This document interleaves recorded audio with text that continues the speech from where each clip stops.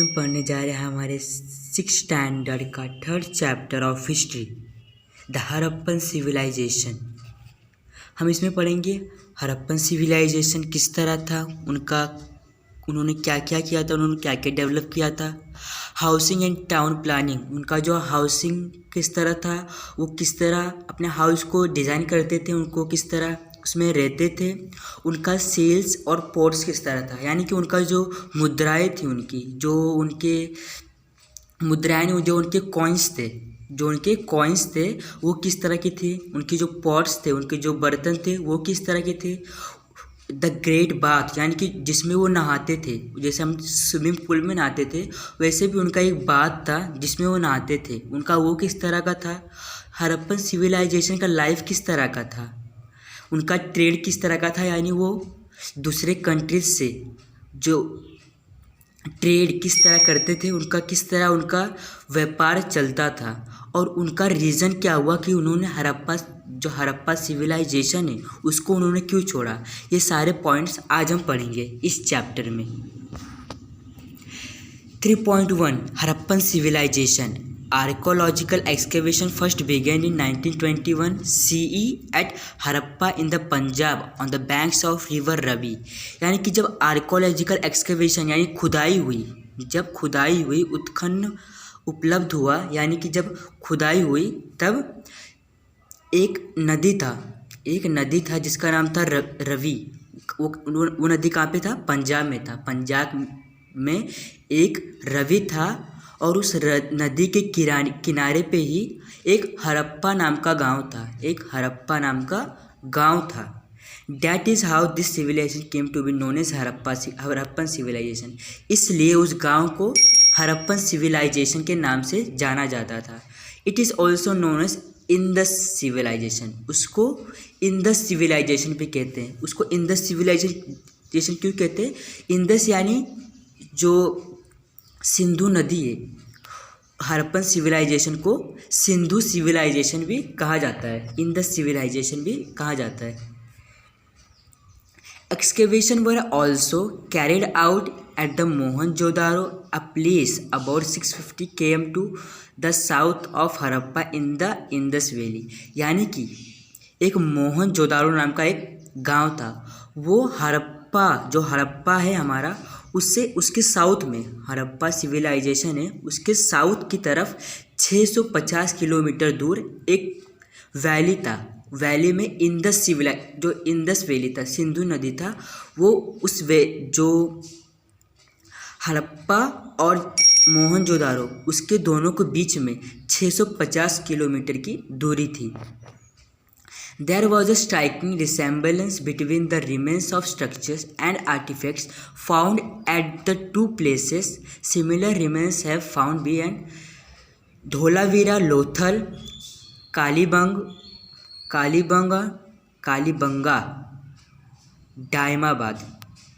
दायमाबाद।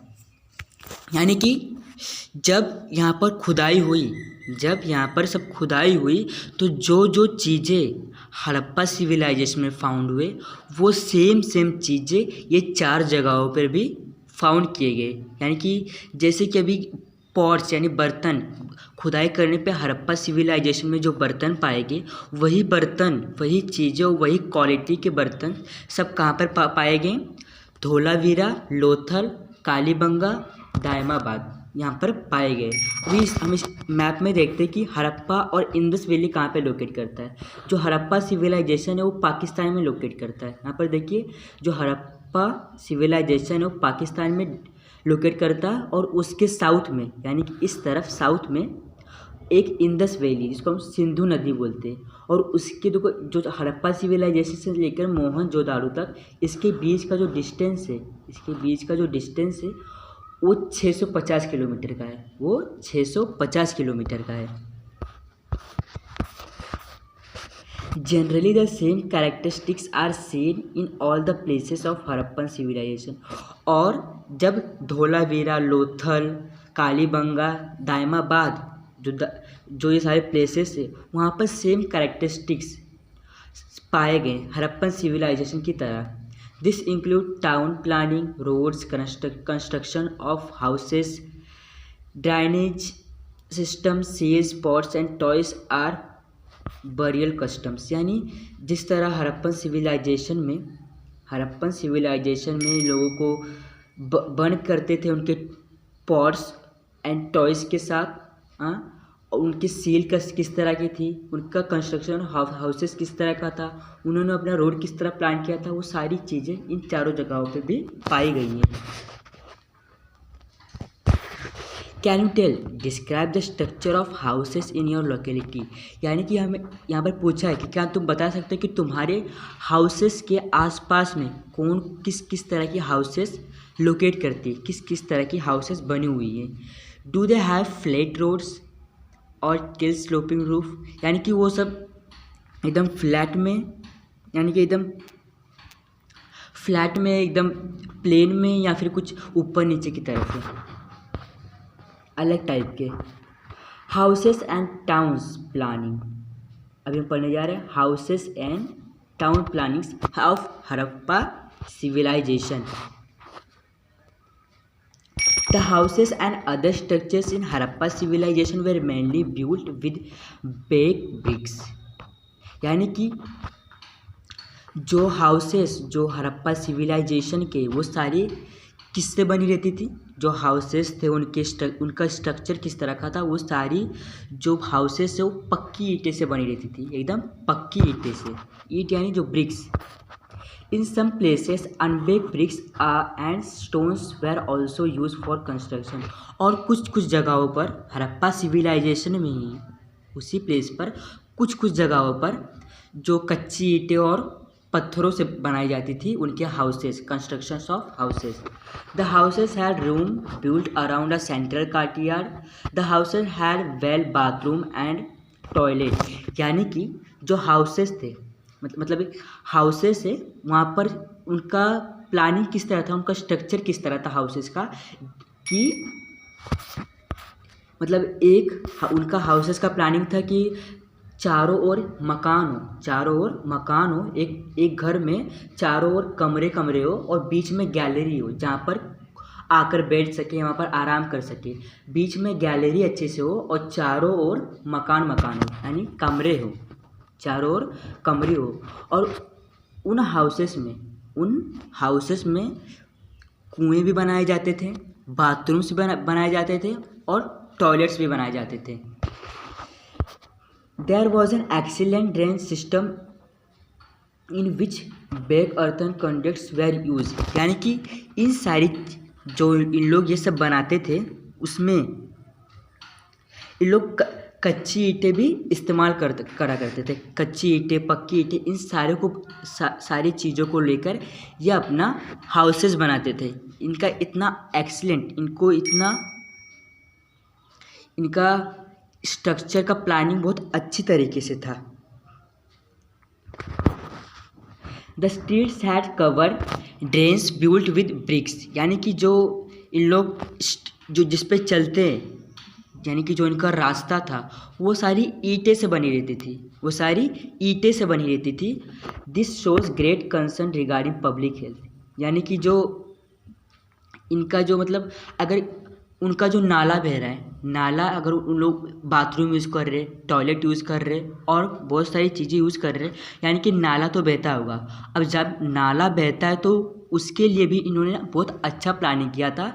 एक पतले से गली में से जो पतला सा नाला था उसमें से सारे वेस्ट चीज़ बाहर जाते थे और उनके ऊपर, ताकि उसमें कोई गिरे ना, कोई बीमारी हम तक पहुंच ना सके या फिर कोई डिजीज़ हम तक पहुंच ना सके, इसके लिए उन्होंने उसके ऊपर ईंटे से एक रोड बना दिया, ताकि चलने फिरने के लिए और अच्छे से रहने के लिए वो सारी चीज़ें काम आ सके। और ये सारी चीज़ें उन लोग कितने जागरूक थे कि ये सारी, अगर हम नाले के ऊपर कुछ रखेंगे नहीं तो उससे कीड़े आ सकते हैं, मच्छर आ सकते हैं, जो हमें बीमारियां फैला सकती है। The streets were broad and laid out in a grid pattern. यानी कि जो इनके रोड थे, जो इनका जो एक ब्रॉड था, वो एकदम ऊपर सरफेस अच्छा था और अंदर चाहे जैसा भी दिखता उनका पैटर्न बहुत अच्छा था। Houses were built in the rectangular blocks created by them. जो इनका हाउसेस था वो एकदम रेक्टेंगुलर था। जो देखो जैसे हम इधर देख रहे हैं उनका हाउस एकदम रेक्टेंगुलर है, इधर बीच में कुआं है, बाथरूम है इधर सब। और देखो इनका जो ये नाली है, देखो इन्होंने कितना पतला नाली बनाया है ताकि सारे वेस्ट यहाँ से निकल सके। और यहाँ पर कब से देख रहे हैं कि जो ये हड़प्पा सिविलाइजेशन है यहाँ पर सबसे ज़्यादा यूज़ होने वाली चीज़ें ईंटें हैं। कौन सी चीज़ें? ईंटें। हड़प्पा सिविलाइजेशन में ईंटों का बहुत महत्व था, सारी चीज़ें ईंटें की बनी है, यहाँ हम सब देख रहे हैं। The towns were divided into 2 or more sections and each section had separate fortification। यानी कि जो इनका जो हाउसेस था, इनका जो टाउन था वो 2 पार्ट में डिवाइड था। जो कुछ लोग वैली के इस साइड लेते थे और कुछ लोग वैली के उस साइड रहते थे, इसलिए इनका सेपरेशन अच्छा था। इनका जो उनका स्ट्रक्चर अपने हाउसेस प्लानिंग का वो सब भी अच्छा था। 3.3 सील्स एंड पोर्ट्स। यानी कि अभी हम इनके देखें कि मुद्राएं किस तरह थी, कौन से शेप में थी, उनके पॉट्स किस तरह थे, उनके बर्तन किस तरह यूज़ होते थे। The seals of Harappan civilization were mainly square shape and made from stone called steatite. यानी कि जो इनका सील, जो इनका कॉइन्स था, इनकी मुद्राएं थी, जिससे ये अपनी कुछ भी चीज़ें ले दे सकते थे, खरीद सकते थे एक दूसरे को देकर। और जो इनका जो मुद्राएं थी वो उनका, हमारे इंडिया का जो मुद्रा कॉइन्स उनका सर्कुलर शेप है। और बहुत सारी एशियन टाइम में हमने देखा कि उनका भी जो मुद्रा है वो सर्कल शेप में थी, पर हड़प्पा सिविलाइजेशन की मुद्राएं स्क्वायर शेप में थी। हड़प्पा सिविलाइजेशन की मुद्राएं स्क्वायर शेप में थी और और वो सारी स्टोन की बनी रहती थी। किससे बनी रहती थी? स्टोन की बनी रहती थी। और उसको हम स्टेटाइट बोलते थे उन मुद्राओं को। This seals bear pictures of animals. और इन सेल्स के ऊपर, यानी कि जो ये कॉइन्स रहते, जो इनका मुद्राएं थी, उनके ऊपर जानवरों के पिक्चर रहते थे, जानवरों का पिक्चर रहता था। They include picture of real animals like bulls, buffalo, oxen, elephants, rhinos, tigers etcetera. यानी कि उन पर इन लोग, जैसे कि अभी एक के कॉइन के ऊपर एक लिखा रहेगा और 2 के कॉइन के ऊपर 2 लिखा रहेगा, तो इन लोग एक के कॉइन को पहचानने के लिए बुल का डालते थे, 2 के कॉइन को पहचानने के लिए बफेलो को डालते थे, 3 का कॉइन पहचानने के लिए ऑक्सन का डालते थे। और अलग अलग कॉइन को पहचानने के लिए इन लोग अलग अलग एनिमल्स का फोटोज़ उसके ऊपर डालते थे ताकि उनका पहचान हो सके। उसका हम कितना रुपया दे सकते, उसके हम कितने सामान दे सकते, ये सारी चीज़ें पता चलती थी। And also of imaginary ones like the unicorn. यानी कि यूनिकॉर्न एक मतलब उनके हिसाब से, मतलब वो सोचते थे कि ऐसा भी एक जानवर होता है, ऐसा भी एक जानवर होता था। और उनका मतलब ये सारी जो यूनिकॉर्न जानवर है वो खाली इमेजिनरी में है, और उनको लगता था कि ये जानवर होते हैं, और वो उसका भी जो पिक्चर्स था वो उस सिक्के के ऊपर डाला करते थे। Human figure are also seen, this seals were use as stamp. यानी कि ह्यूमन के जो होते थे वो सारे भी उन पर लगाए जा सकते थे, ह्यूमन के pictures. Earthen pots of various types and shape have been founded at excavation. यानी कि अर्दन पॉट्स, जो उनके बर्तन रहते थे, वेरियस स्टैम्प्स, उनके अलग अलग स्टैम्प्स रहते थे दस्तावेज के ऊपर स्टैम्प डालने के लिए, वो सारे एक्सकवेशन, खुदाई के समय पर हमें मिले हैं। देखिए जो ये जानवर है ये इमेजिनरी जानवर है, ये जानवर इमेजिनरी है, यूनिकॉर्न जिसको बोलते हैं ना, ये जानवर इमेजिनरी है। और ये वाला जानवर, ये उन्होंने जैसा बफेलो, काउस, उनके सील्स का है, यानी कि जो उनके मुद्राएं उन पे ऐसे ऐसे पिक्चर्स छापे जाते थे। अभी यहाँ बोला डू दिस, आप ये करिए। Interview of a person skill in making earthen pots to learn how they are made. यानी कि हमें एक ऐसे व्यक्ति का इंटरव्यू लेने का है जिसका जो उनके अंदर एक स्किल हो, पॉट्स बनाने का एक स्किल हो, वो उस पॉट्स को किस तरह बनाते हैं। What type of clay is use, यानी कि वो किस तरह की मिट्टी यूज़ करते हैं उस पॉट्स को बनाने के लिए। Where do we get the clay, वो क्ले हमें कहाँ से मिलता है। How much time is needed to make one pot, एक पॉट बनाने के लिए कितना समय लगता है। उनका इंटरव्यू लेने का है, एक पर्सन का इंटरव्यू लेने का है जो पॉट्स बनाते हैं, उनका एक इंटरव्यू लेने का है। आप एक ट्राई ज़रूर करिएगा, गांव में जाइएगा तो वहाँ पर हम देखते हैं बहुत सारे लोग पॉट्स बनाते हैं, उनका इंटरव्यू ज़रूर ले लीजिएगा। Sites of Harappan civilization, they are red terracotta pots with pattern and design in black colour, यानी कि एक टेराकोटा पॉट्स होता था, यानी उस पॉट्स पे डिज़ाइन किया जाता था, फिश के स्केल्स, यानी जो फिश का जो एकदम बाहरी तंत्र था उसका डिज़ाइन किया जाता था। सर्कल बनाया जाता था। जो पीपल की यानी जो बनाना ट्री के जो लीव्स रहते थे उनका डिज़ाइन किया जाता था। जैसे कि देखो इधर यहाँ पर हम देखें इस पॉट्स में, देखो ब्लैक कलर का सब अच्छे से यहाँ पर पत्ते भी दिए हैं, सर्कुलर टाइप भी है। और फिश स्केल, देखो फिश स्केल जो ये हमें दिख रहा है, फिश स्केल ये इस तरह का है, वो फिश स्केल टाइप से जो अलग अलग पॉट्स को दिया जाता था। The Harappan people buried their dead, they use to bury earthen pots with the bodies, यानी जो उनके बर्तन थे वो अगर कोई मरता था हड़प्पन सिविलाइजेशन में से, तो उनकी बॉडीज़ को दफना दिया जाता था और उनके साथ जो बर्तन इस्तेमाल करते थे उन बर्तन को भी उनके साथ ही दफनाया जाता था। ये सारे उनके बर्तन से वो जो उन्होंने अपने टाइम में बनाया, और ये सारी चीज़ें अभी भी हमारे म्यूज़ियम्स में हैं और इनको हम देख सकते हैं।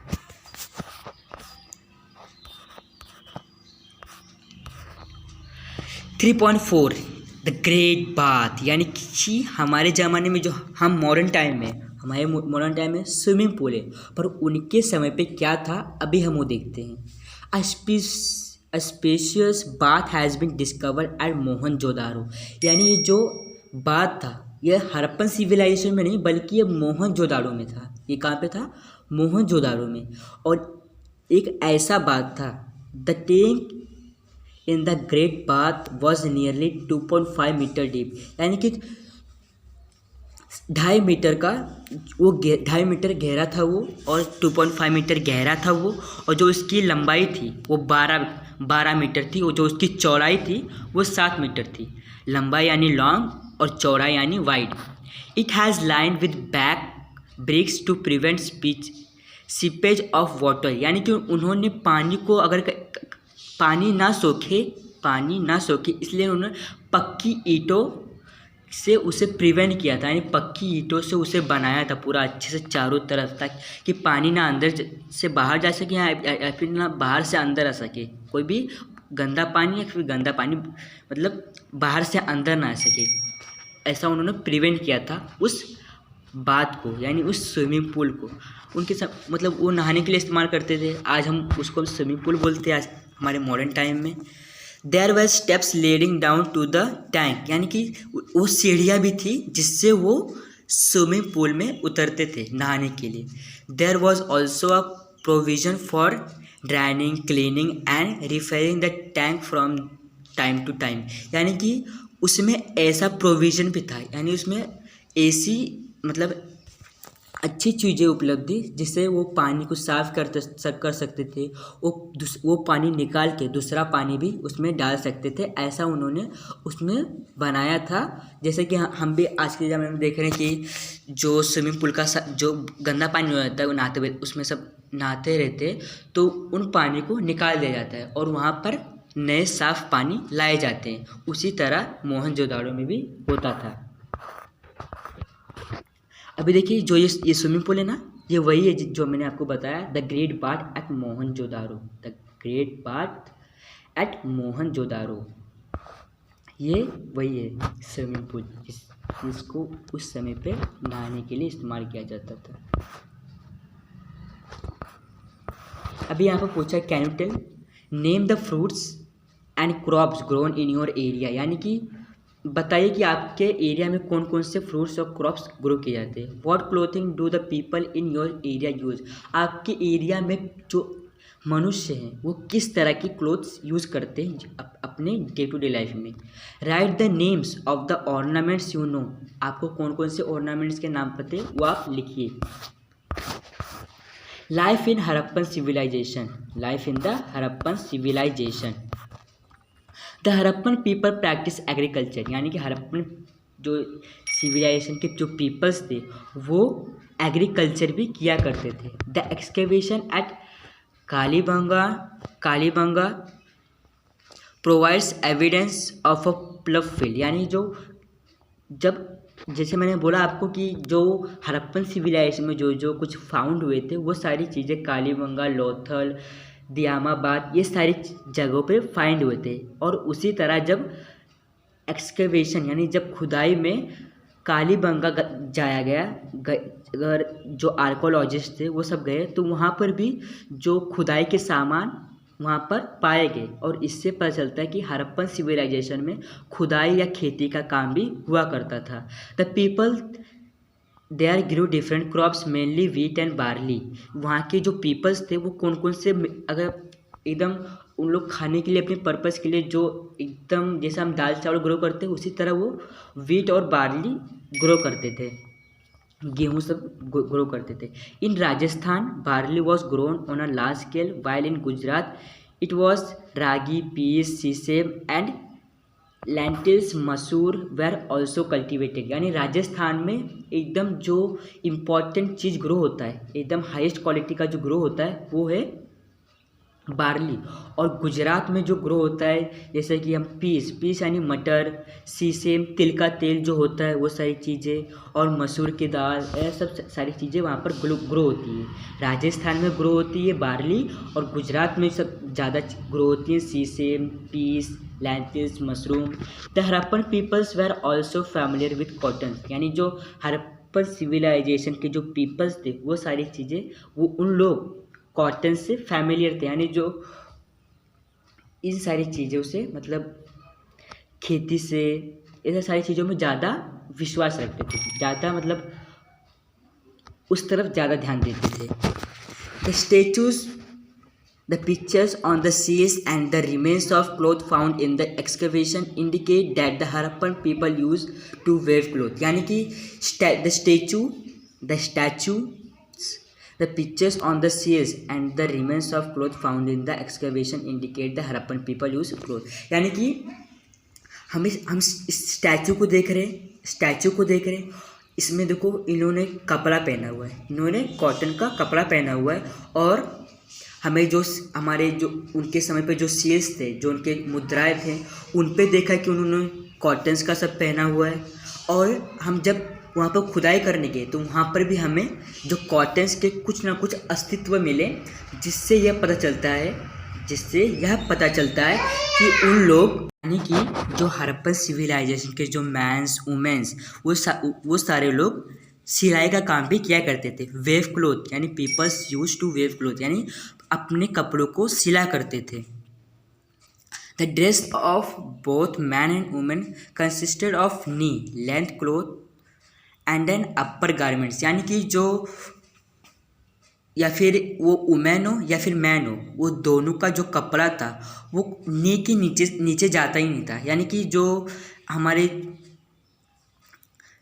जो उनके ज़माने में कपड़े खाली नी तक पहने जाते थे, यानी घुटने तक खाली पहने जाते थे, ऊपर से लेकर खाली घुटने तक, उसके नीचे कपड़े उन लोग नहीं पहनते थे। और उसके ऊपर जो उनका गारमेंट्स रहता था, ऑर्नामेंट जो उन लोग यूज़ करते थे, ये सारी चीज़ें जो उन लोग गले में पहनते थे, हाथ में पहनते थे, ये सारी चीज़ें उसके ऊपर पहना करते थे। वो जो नी तक घुटने तक कपड़ा पहुँचता था उसके ऊपर से इन लोग ये सब गारमेंट्स पहना करते थे।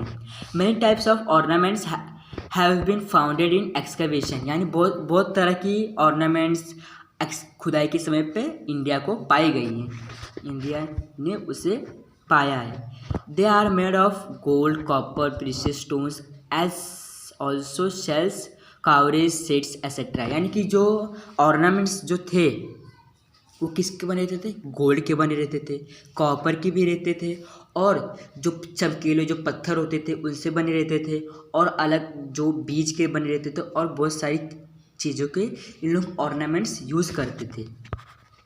Man and women both use multi strand necklace, rings, armlets and waste band या जो मैन लोग थे, मैन या फिर वुमेन, दोनों जन यूज़ कर सकते थे अगर उन लोग कुछ भी नेकलेस, रिंग, मतलब उसमें अभी आता है कि ये जो रिंग है ये खाली वुमेन पहन सकता है और जो ये रिंग है वो खाली मैन पहन सकता है, पर उस समय पे ऐसा कुछ नहीं था। सारी चीज़ें मैन वुमेन दोनों यूज़ कर सकते थे। वहाँ उन लोग क्या पहनते थे, जो उनका नेकलेस रहता था मल्टी स्टैंड, जो ये मल्टी स्टैंड है ना, देखो बहुत सारी है, उनको मल्टी स्टैंड नेकलेस कहते थे। और वो भी पहना करते थे उन लोग। रिंग पहना करते थे उन लोग। आर्मलेट्स यानी जो उनके हाथ में बांधने के लिए होता था ना, जो ये वाला जो उन लोग हाथ में बांधा करते थे। और जो वेस्ट बैंड, जो उन करधन जिसको बोलते हैं हम, करधन, उन लोग वो भी पहना करते थे। Women wore bangles wrists up to their upper arm. जो उन लोग वुमेन्स रहते थे वो बैंगल्स कहाँ तक पहना करते हैं आपको पता? उन लोग अपने एल्बो से भी ऊपर तक बैंगल्स पहना करते थे उस समय की वुमेन्स लोग। A statue found at a Harappa site present an excellent specimen of their art. It shows the man's facial feature very clearly। यानी कि एक स्टैचू है, हड़प्पन सिविलाइजेशन का एक स्टैचू है, बहुत ही एक्सीलेंट है। वो स्टैचू बहुत ही एक्सीलेंट है।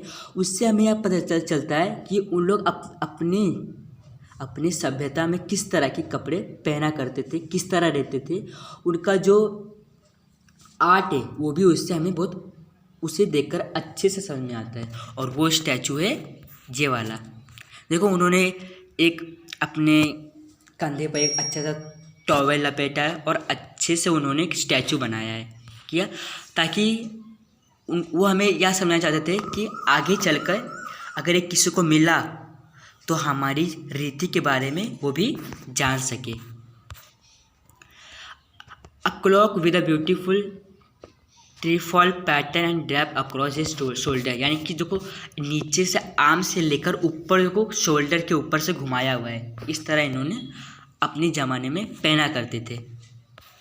ट्रेड, अभी उनका ट्रेड किस तरह का था, व्यापार उनका किस तरह का था, अब ये पढ़ेंगे 3.6 में। The Harappan people carried on trade within India as well as with other countries outside. यानी कि हड़प्पन पीपल्स ना कि खाली इंडिया में ट्रेड करते थे, यानी कि साउथ के इधर से, north east west, Kashmir, Bangladesh, ये इन सारी चीज़ों से नहीं, इन कंट्रीज से, इन अपने इंडिया में ही नहीं बल्कि अनदर कंट्रीज से भी ट्रेड किया करते थे। The Indus valley was known for its high quality cotton. यानी जो इंडस वैली, सिंधु नदी थी, उसको हाई क्वालिटी को बहुत ही महत्व दिया जाता है। This cotton was exported to the region like west Asia, south Europe and Egypt. और इन सारी चीज़ों को, जो उनको कॉटन मिला करता था सिंधु नदी से, वो उसको कहाँ पर दिया करते थे, मतलब एक्सपोर्ट किया करते थे। देना और लेना, जो अभी हम किसी को कुछ सामान दे रहे हैं तो उससे हम पैसा लेंगे, मुद्राएं लेंगे, तो उन लोग वेस्ट एशिया को दिया करते थे, साउथ यूरोप में दिया करते थे, इजिप्ट में दिया करते थे। Cotton clothes too was exported. यानी जो कॉटन के क्लोथ से, जैसे हमने देखा कि जो लोग कॉटन्स को वेव किया करते थे, यानी कि कॉटन्स को सिला करते थे, और उन्हीं चीज़ों को वो एक्सपोर्ट किया करते थे अदर कंट्रीज़ में, ताकि उन्हें कुछ मिल सके, उनका रोज़ का खाना पानी चल सके। The traders of the Harappan civilization provided Muslims clothes to Egypt. यानी कि जो हड़प्पन सिविलाइजेशन में जो क्लोथ्स मिला करते थे वो ज़्यादातर इजिप्ट में जाया करता था, ज़्यादा एक्सपोर्ट इजिप्ट में हुआ करता था। Silver, zinc, gemstones, रूबीज, deodar woods were some of the items that were imported from Kashmir, South India, Iran, Afghanistan and Baluchistan. Trade was carried on the both by land route and sea route। यानी कि जो उनका silver था, zinc था, gemstones था, रूबीज था, ये सारी चीज़ें वो इंपोर्ट और एक्सपोर्ट किया करते थे, इंपोर्ट और एक्सपोर्ट किया करते थे अदर कंट्रीज़ के साथ। और ये खाली सी रूट से नहीं होता था, यानी खाली पानी के जो हमारा अरेबियन सी या फिर कोई लक्ष बे ऑफ बंगाल, उन सारी नदी समुद्रों से ही नहीं बल्कि वो रूट से भी जाया करते थे, यानी जो उनका रास्ता था, उनका जो रोड था, पक्की सड़कें जो प्लेन से, वहाँ से भी जाया करते थे। वो खाली सी रूट से ही ट्रैवल नहीं करते थे। Some of the excavated seals bear picture of ships, यानी कि कुछ सील्स जो कुछ मुद्राएं थी उनमें शिप्स के भी पिक्चर लगाए जाते थे, यानी जैसे कि बियर का पिक्चर लगता था, बफेलो और फिर एलिफेंट, इन सारे लोगों का पिक्चर लगता था। उसी तरह शिप का भी पिक्चर लगाया जाता था जो हड़प्पा सिविलाइजेशन के सील्स में, सील्स यानी मुद्राओं में। A huge dockyard has been discover at Lothal, जो एक बड़ा सा डॉकयार्ड यानी बड़ा सा एक समझ लो आइलैंड, कहाँ पर मिला? लोथल में मिला। कहाँ पे मिला? लोथल में। A trade of the Harappan civilisation was carried and along the coast line of Arabian sea, जो हड़प्पन सिविलाइजेशन का जो ट्रेड ज़्यादा कर, अगर पानी के माध्यम से हम जाएंगे तो कुछ हमें डर रहता था, पर अगर हम रोड के माध्यम से जाएंगे तो हमें उतना डर नहीं रहता था। पर फिर भी उस समय लोग अरेबियन सी से, अब कोस्ट लाइन से, अरेबियन जो सी था वहाँ के कोस्ट लाइन से ज़्यादा ट्रेड किया करते थे। अभी देखते हैं reason for decline of Harappan civilization. ऐसा क्या वजह हुई, ऐसा क्या हुआ जिसके वजह से हड़प्पा वासियों को हड़प्पा सिविलाइजेशन छोड़ना पड़ा? Frequent floods, इन्वेशन by foreign tribes, decline in trades were some of the reason for the decline of Harappa civilization। यानी कि जो व्यापार में होने वाला जो उनको व्यापार में घाटा हुआ करता था, जैसी बातें हड़प्पा संस्कृति के ह्रास का कारण बनी। यानी कि जो उनके जो व्यापार में घाटा हुआ करता था, उनके अगर उन लोग अच्छे से नहीं बनाते थे तो उनके व्यापार में घाटा हुआ करता था। इसी भांति वर्षा की मात्रा कम हो जाना, नदियों के पाट सूख जाना, यानी कि जो उनका वर्षा हड़प्पा में जैसे हम देख रहे हैं यहाँ पर ईंटें ज़्यादा बनाई जाती है, यानी कि एकदम सूखा सूखा हमें दिखता है यहाँ पर हड़प्पा सिविलाइजेशन में। देखो यहाँ पर सब ऊपर हमने देखा सब सूखा सूखा हमें दिखाई दे रहा था, यहाँ पर भी सूखा सूखा दिखाई दे रहा है, यहाँ सब भी हमें सूखा सूखा दिखाई दे रहा है। यानी यहाँ पर अच्छा बारिश नहीं होता था, यहाँ की जो नदियाँ ये सब सूखने लगी, भूकंप भी आता था यहाँ पर। समुद्री तल में होने वाले परिवर्तन जैसे कारण से भी कुछ स्थान उजड़ गए, यानी जो समुद्र था उसमें कुछ घटनाएं हुआ करते थे, परिवर्तन हुआ करते थे, और उससे इसमें भी परिवर्तन आया और हड़प्पा में कुछ अलग अलग घटनाएं होने लगी इन सारी चीज़ों को लेकर। इस कारणों से बड़ी मात्रा में लोग स्थलांतर कर गए, यानी कि इसी के चलते ना बारिश होना, ना उनका ट्रेड में घाटा लगता है, वो खा पी नहीं पा रहे थे, इसलिए उन्होंने धीरे धीरे कर हड़प्पा को छोड़ने लगे, हड़प्पा संस्कृति को छोड़ने लगे, और हड़प्पा संस्कृति के नागरों का ह्रास हुआ। यानी कि अब धीरे धीरे उनका वहाँ से हटता हुआ धीरे धीरे सब लोग, अगर वहाँ पे कुछ ट्रेड नहीं हो रहा है, उनको भोजन अच्छे से नहीं मिल रहा है, वहाँ पर उनको कुछ खुशी नहीं मिल पा रही, तो वहाँ पर रहकर करते भी क्या। इसलिए धीरे धीरे उन लोगों ने उस प्लेस को छोड़ते सब चले गए। The Harappan civilisation was prosperous and flourishing urban civilisation, यानी कि हड़प्पा संस्कृति समृद्ध एवं संपन्न नागरिक संस्कृति थी। यानी कि हड़प्पा संस्कृति में ऐसा कुछ भी नहीं था जो आज हम मॉडर्न ज़माने में नहीं देख पा रहे। उनके पास स्विमिंग पूल्स था, टॉयलेट्स था, बाथरूम्स था, उन्होंने नाला बहने के लिए उन्होंने ऊपर से अच्छे से कवरिंग की थी ताकि उनको कोई डिजीज़ ना फैल सके। ऐसा दिमाग और किसका हो सकता है इन हड़प्पा संस्कृति में एकदम संपन्न था, एकदम संपन्न और नागरिक संस्कृति था, एकदम संपन्न था, एकदम डेवलप था, इतना अच्छे से था हड़प्पा संस्कृति। It led the foundation of Indian civilization. इस संस्कृति ने भारतीय संस्कृति का नींव रखा।